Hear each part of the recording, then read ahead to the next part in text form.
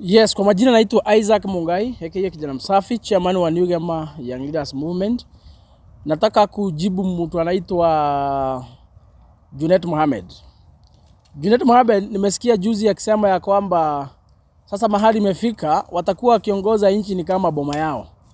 Mtu akilala kwa bibi yake akiamka asubuhi akifikiria kufanya kitu anafanya. Wakasema ya kwamba ati sasa mahali imefika hakuna kufuata zile taratibu ambazo zimewekwa kisheria za kupeleka miswada bungeni ama za serikali kuu kufanya kazi ama kufanya miradi.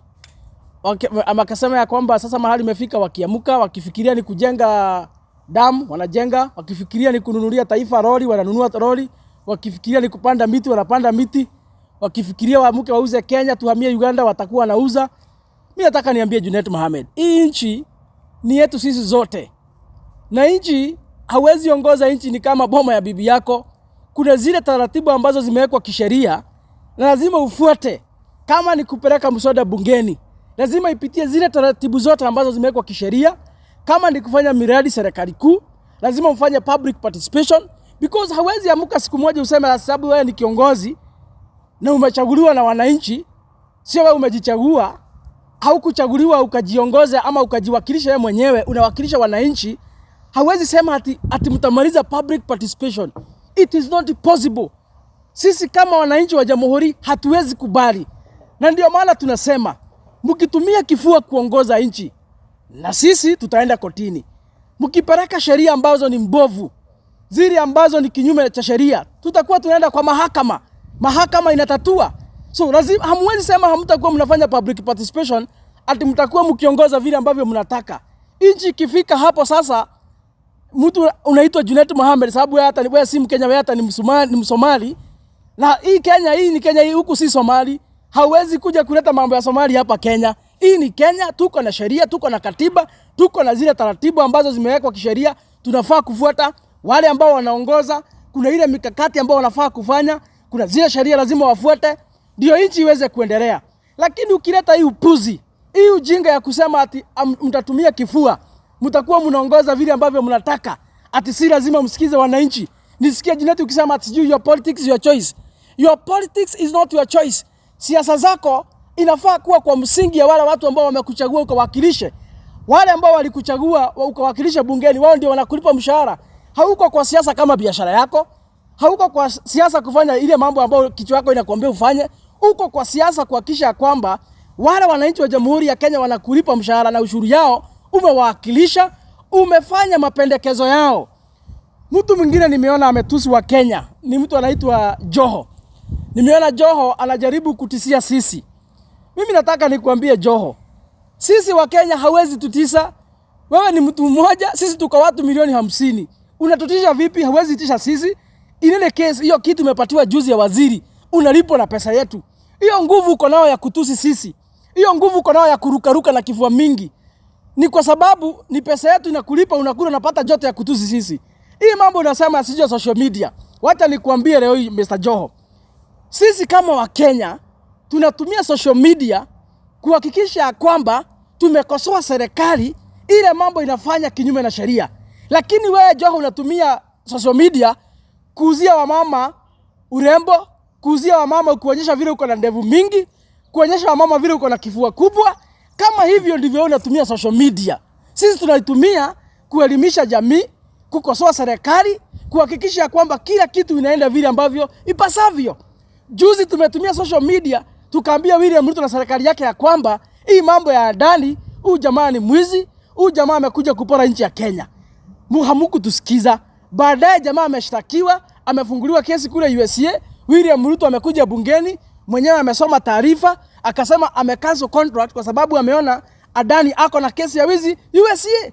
Kama sisi tungekuwa wajinga Mr. Joho, kama sisi tungekuwa wajinga, mbona kile kitu tuliambia William Ruto ndio imekuja ikatendeka USA, na William Ruto akakuja na akaona ni ukweli wa Kenya hawakuwa na roho chafu, hawakuwa na pepo chafu ile ambao wanasema. Kwa hivyo hii mambo ya kila siku mnaamuka mnatisa wa Kenya, hiyo nguvu mko nayo, mumeshiba, mnalala usiku mkinyamba nyamba, hiyo ni pesa ya wa Kenya, hiyo ni ushuru yetu tunawalipa. Joho, nimesikia ukiambia wa Kenya ati wale ambao wanakosoa serikali ni watu maskini hoye haya, hawana mbele wala nyuma. Tuko na mbele na tuko na nyuma. Tungekuwa wajinga vile unasema, hatungekuwa na akili ya kuchagua serikali. Wakenya milioni 14 tuliamuka. Hiyo siku watoto wengi sana hawakuzaliwa. Tuliamuka tukaenda kwa barabara kupiga kura kwa sababu tunapenda nchi yetu. Kwa hivyo vile unaona tukiwa wajinga, sisi ndio tumekuajiri. Na kama tukiwa wajinga hivyo tumeweza kuajiri mtu kama wewe, basi wewe ndio mjinga zaidi kutushinda. Sababu kama sisi wajinga, sisi ambao hatuna mbele wala nyuma, tumekuajiri kazi. Tunakulipa milioni, sisi wajinga. Sisi wenye hatuna mbele, sisi ni walala hoi, tumekuajiri kazi. Na kama wajinga wameweza kuajiri mtu, huyo mtu ameajiriwa na wajinga anakaa namna gani? Mr. Joho, lazima uheshimu wa Kenya na sio tafadhali. Hii ni nchi huru, tuko na haki yetu kikatiba kukosoa serikali zile mambo ambazo tunaona wanafanya kinyume na sheria vile ambavyo ipasavyo. Ya? Mimi juzi nimeona William Ruto akisema ya kwamba huko sijui Taita Taveta ya kwamba wale ambao tunakosoa serikali tuko na pepo chafu. Mimi nataka niulize William Ruto, kati ya sisi na wewe nani amedanganya wa Kenya? Wewe ndio ulizunguka, ukaruka Kenya mzima, ukaomba kura, ukatuzia sera, tukakupatia kura zetu. Ulipofika State House ukatugeuka. Ile mambo unafanya State House sio yenye ulituambia. Kati ya sisi nani akona roho chafu? Nani akona pepo hiyo chafu? Wewe mwenyewe William Ruto umezunguka miaka 4 hapa Kenya ukikosoa Uhuru Kenyatta, ukisema ya kwamba amefanya makosa kubwa kumaliza upinzani, akaleta upinzani kwa serikali, ukasema hiyo sijui ni mongrel government, serikali ambayo haina mbele wala nyuma, ukakosoa Uhuru Kenyatta. Leo hii yale mambo ulikuwa unakosoa Uhuru Kenyatta ndio wewe mwenyewe unafanya leo. Uhuru Kenyatta alichukua raia wakafanya handshake. Wewe umefanya broad based government. Uhuru Kenyatta hakukufukuza wewe. Hata akiwa mlevi hakukufukuza wewe mtu wa kanisa. Wewe mtu wa kanisa umefukuza Rigathi Gachagua. Ya? Uhuru Kenyatta hakufuta mawaziri wako wale ambao ulikuwa umeleta na chama chako cha URP. Atialeta watu wa ODM juu wamesalimia na Raila Amolo Odinga. Wewe umesalimia na Raila Amolo Odinga, umefuta mawaziri wa Mlima Kenya, umefuta mawaziri wengine wale ambao walikusaidia kupata hiyo kiti, umeajiri watu wa ODM. Ile makosa Uhuru Kenyatta ulikuwa unamkosoa ati alikuwa anafanya, wewe unafanya zaidi mara 100 hata kumshinda. Hata kama kuna mambo ya pepo chafu, inaonekana wapi? Ni sisi wa Kenya ama nyinyi ndio mko na shida? Ni vizuri mjiulize hii maswali, kwa sababu ile mambo wa Kenya wanaongea kila siku ni ile mambo ambayo mnafanya nyinyi hamkutuahidi. Kwa sababu tulikubaliana siku tumepatia wewe kura zetu kura milioni 7.2. Tulikupatia hizo kura kwa sababu iko ile manifesto ulikuja ukatuambia mimi kama rais mkinichagua hivi ndivyo nitawafanyia. Hiyo sera ulituuzia ndio ilifanya tukakupatia kura zetu. Na kwa sababu leo hii hauifanyi, leo hii umeacha kuitekeleza, vipi ambavyo tutanyamaza tukiona unaenda kinyume na ile sera ambazo ulituuzia? Hatuwezi kubali. So it's either William Ruto you come back to your senses, upime serikali yako, uangalie ama ni Wakenya wako na pepo chafu, ama ni wale mnafanya naona kazi mko na pepo chafu, ama nyinyi ndio mmepotea barabara, ama ni sisi tumepotea barabara. Lazima ujite kamkutano kama rais wa Jamhuri ya Kenya, uangalie maneno, kwa sababu sasa mahali imefika mpaka unaita Wakenya sijui wako na pepo chafu. Hatupingi kitu kama hatuna sababu. Hii mambo yote kutoka dunia ianze tumekuwa na mambo ya NHIF. Who was complaining? Nobody was complaining. Umekuja kutuletea shina sha kitu hata wabunge wako wenyewe hawajui. William Ruto, umekuja kutuletea mambo ya ndani yenye tulikukataza, baadaye umekuja kuona tulikuwa tunaongea ukweli. Hii mambo mingi umekuwa ukituletea. University sijui the new funding model. Wanafunzi wamekuambia wazazi hawawezi kupitia hii barabara. Hizi pesa ni mingi. Wacha tupitie ile model tulikuwa tumezoea, ilikuwa njia rahisi sisi kusoma. Wanafunzi wamejitokeza wamekuambia wazi hawasikii. Kama hausikii watoto, hausikii wazazi, unataka kusikiza nani? Nao ndio walikuchagua. William Ruto, kabla useme ya kwamba tuko na pepo chafu, jiita kama mkutano. Ujiulize sisi ndio tumepotea barabara kama wa Kenya ama wewe ndio umepotea barabara? Ni hayo tu kwa leo.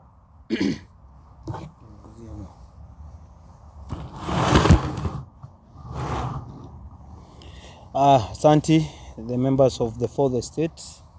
Kwa majina ni Kiari Kenneth. Na mimi niko na mambo 3 hivi nataka kuongeza. Ya kwanza niseme nyinyi watu wa ODM mnajiona sana kwa sababu mmeingia kwa serikali. Mnaenda kujipiga vivua mkisema venye nyinyi hata hamtaki mambo ya watu. Nataka niwakumbushe, niwaambie, huo jamaa anaitwa William Ruto.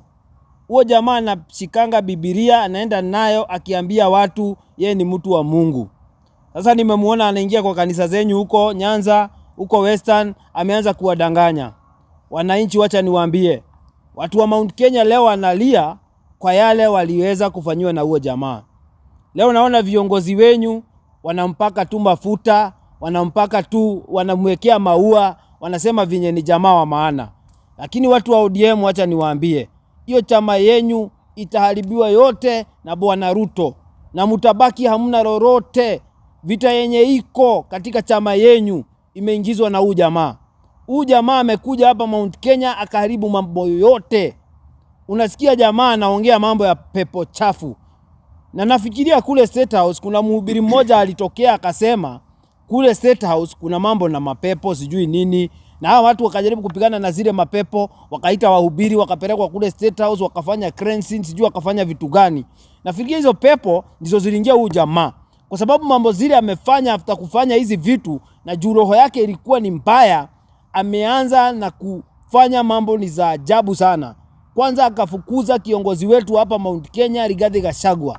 Akamfukuza na njia ambayo ni mbaya zaidi.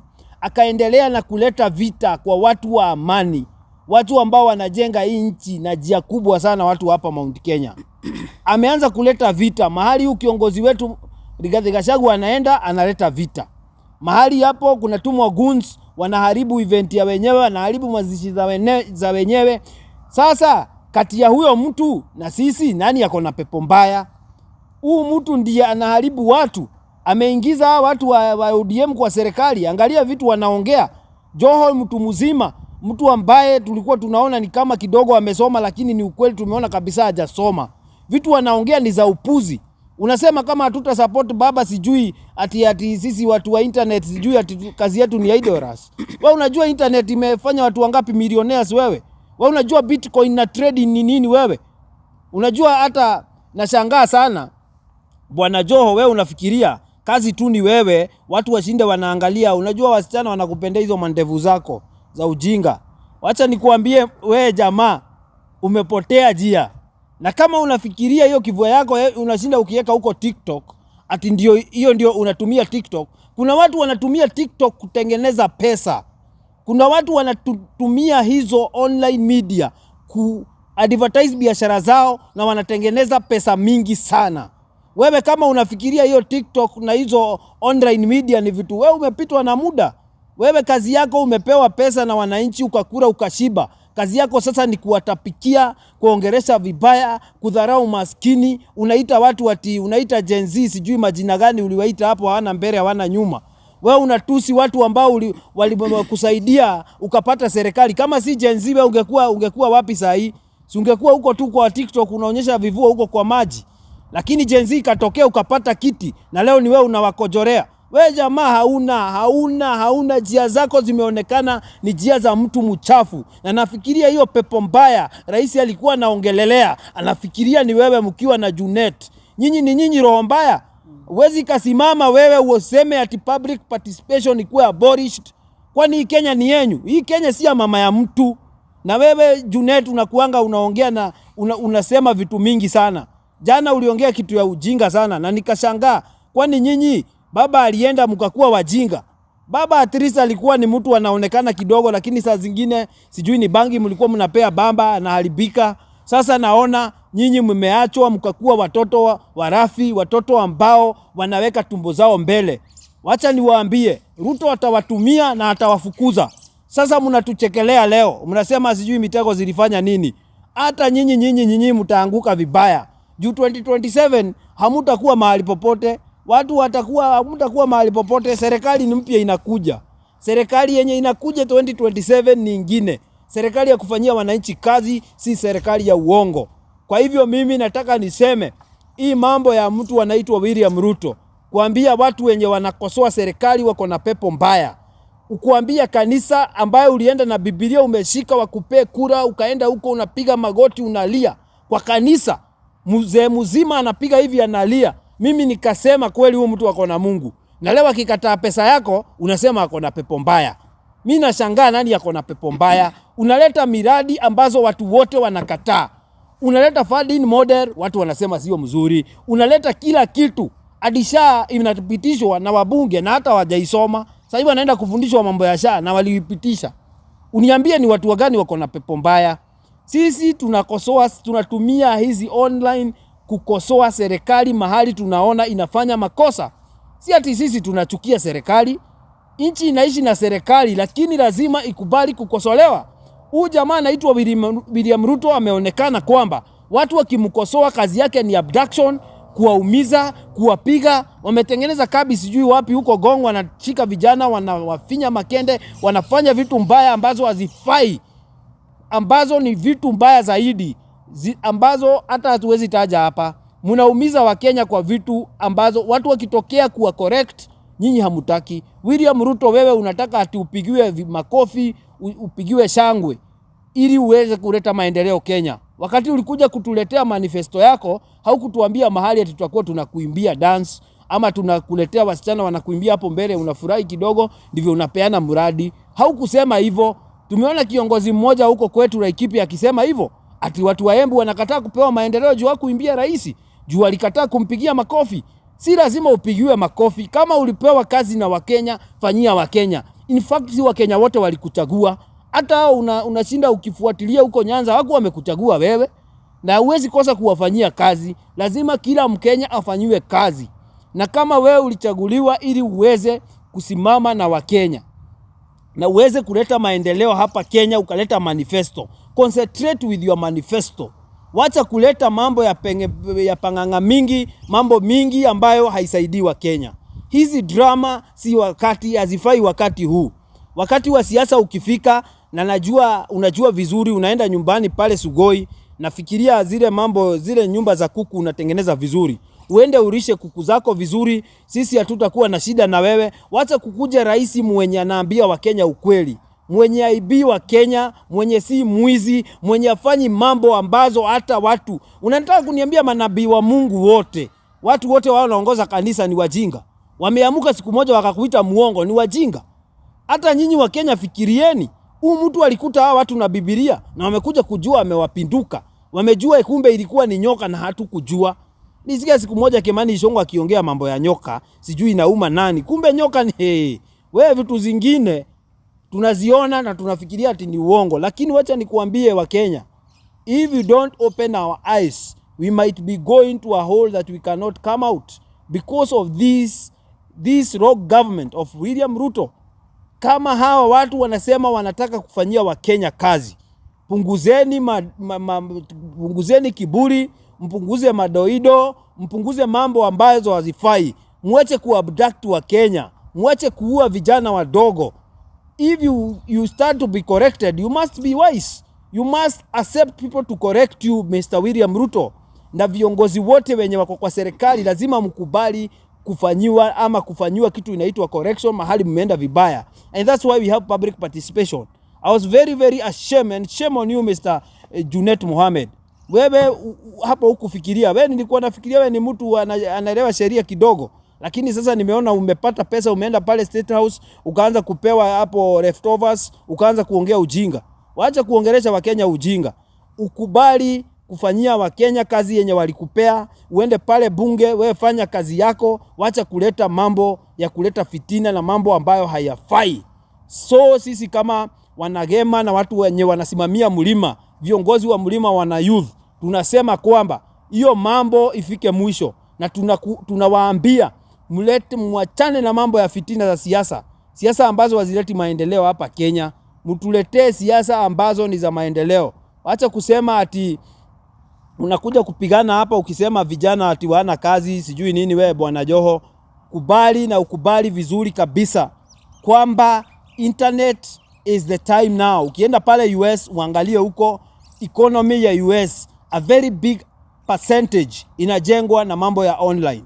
Kwa hivyo ukikuja kuanza kuua mambo ya online, ati kufungia watu mambo za online, ati watu wasifanye biashara online, kufungia watu televisheni kama hizi ili wasiweze kuongelesha watu, hiyo ni kuturudisha nyuma na kukua dikteta. Kwa hivyo Bwana Ruto, usikubali hiyo mtego. Hata kama unaenda nyumbani 2027, tafadhali kwa hiyo miaka 3 kubali tukuweke in shape. Ukienda nyumbani tukuweke kwa basi ile ya Eldoret, uende vizuri, uende kule Sugoi ukaangalie kuku zako. Kwa hivyo ni kwa hayo sasa, asante.